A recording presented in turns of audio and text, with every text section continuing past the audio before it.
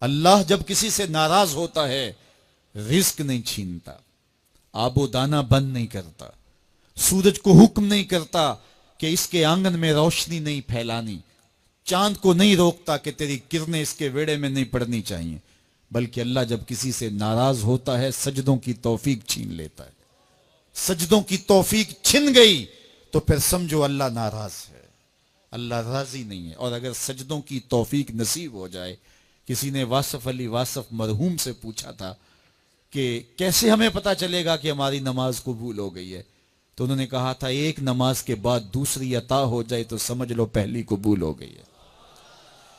تو نمازوں کا نصیب ہونا یہ اللہ کی رضا اور اللہ کی خوشنودی کی دلیل ہے، اور سجدوں کی توفیق کا چھن جانا یہ اللہ کی ناراضگی کی دلیل ہے۔ میں اور آپ دیکھیں کہ ہم کہاں کھڑے ہیں۔ دیکھیے دولت تو کفار کو بھی ملتی ہے، اللہ دولت اسے بھی دیتا ہے جس سے راضی ہے، اسے بھی دیتا ہے جس سے نہیں راضی، لیکن سجدوں کی توفیق اسے ہی دیتا ہے جس پہ وہ راضی ہے۔ تو 5 گانا نماز شعار زندگی بنا لیجئے، نماز قضا نہ ہونے پائے۔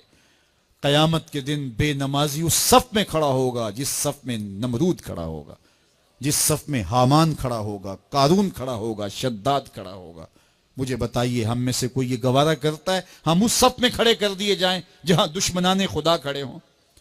آج کوئی نماز پڑھے یا نہ پڑھے، حشر کے دن حکم ہوگا کہ اللہ کے حضور سجدہ کرو، ہر کوئی سجدہ کرنا چاہے گا، جو نہیں پڑھتا وہ بھی کرنا چاہے گا، لیکن بے نمازی کی کمر اکڑ جائے گی، وہ آرزو رکھنے کے باوجود سجدہ نہیں کر پائے گا۔ قرآن بتاتا ہے کچھ لوگ جہنم کو دھکیلے جا رہے ہوں گے، انہیں کچھ لوگ پوچھیں گے ما سلککم فی سقر، تم جہنم کو کیوں جا رہے ہو، کیا ہوا تمہیں؟ تو وہ جواب میں کیا کہیں گے؟ لم نکو من المصلین، ہم نماز نہیں پڑھا کرتے تھے۔ سب سے پہلا حساب قیامت کے دن جو بندے سے لیا جائے گا وہ نماز کا لیا جائے گا۔ پہلا سوال بندے سے یہ ہوگا، یار چڑیاں بھی رب کی تسبیح بولیں اور اشرف المخلوقات سویا رہے؟ جب صبح کا وقت ہوتا ہے حشرات الارض بھی بلوں سے نکل کے رب کی تقدیس کے ترانے پڑھ رہے ہوتے ہیں، درختوں کی شاخوں پہ چڑیاں پرندے وہ بھی اللہ کی تقدیس کے ترانے پڑھ رہے ہوتے ہیں، حشرات الارض بھی اس کی تقدیس کے گیت گا رہے ہوتے ہیں، اور اشرف المخلوقات خراٹے لے رہا ہو، اس سے بڑی بد نصیبی کیا ہو سکتی ہے؟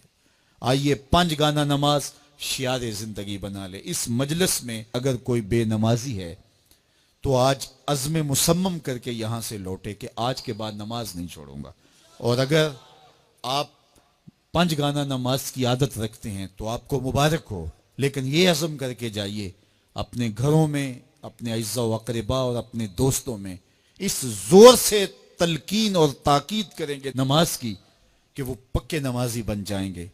بندہ بندگی سے سجتا ہے، زندگی آمد برائے بندگی، زندگی بے بندگی شرمندگی۔ اگر زندگی میں بندگی نہیں تو زندگی کے پلے ہے کیا؟